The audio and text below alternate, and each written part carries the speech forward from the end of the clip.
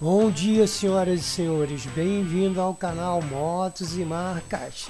Novidade você vê primeiro aqui, e temos a marca Tarô, a GP1 250R. Essa moto lindinha aí na sua frente, senhoras e senhores. Vamos aos dados do motor. É um motor de 250 centímetros cúbicos, um 4 tempo, 2 cilindros, refrigeração, ar e óleo, despertando 16,9 cavalos a 8.500 RPM, 16,5 Nm a 6.000 RPM. A moto pesa 150 kg, dividido pela potência temos 8,8 kg para cada cavalo. A taxa de compressão é de 8,7 por 1. O tanque cabe 14 litros. Temos um painel de TFT que vamos mostrar no final ele ligado. Aí vemos as luzes em LED e o DRL. Muito bonito esse frontal mesmo. Esse painel, um pouquinho mais à frente, nós vamos ver ele ligado. Ele tem Bluetooth, espelhamento com celular e tem USB. Aí vemos algumas tomadas da moto. O freio dianteiro é duplo, margarida. O freio traseiro é simples, também margarida.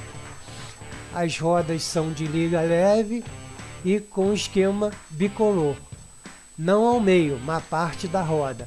Ao girar, essa imagem fica muito bonita mesmo. A moto é lindíssima e tem uma ciclística boa.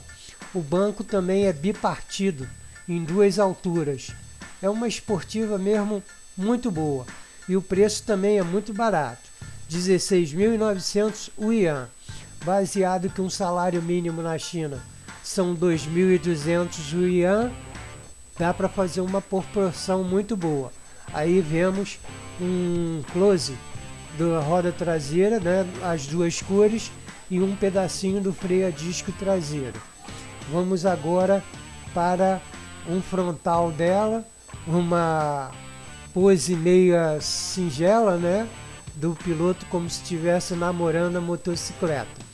Aí vamos ver o painel ligado e as colorações e algumas partes que ele vem, tanto para luz diurna quanto para noturna.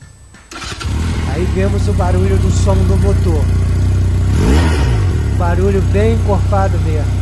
Uma moto muito bonita. A Tarô teve um bom gosto.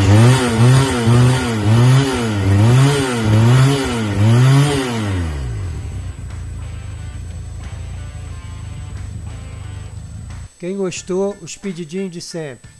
Deixa um like, se inscreve no canal e compartilha. Obrigado por assistir os nossos vídeos.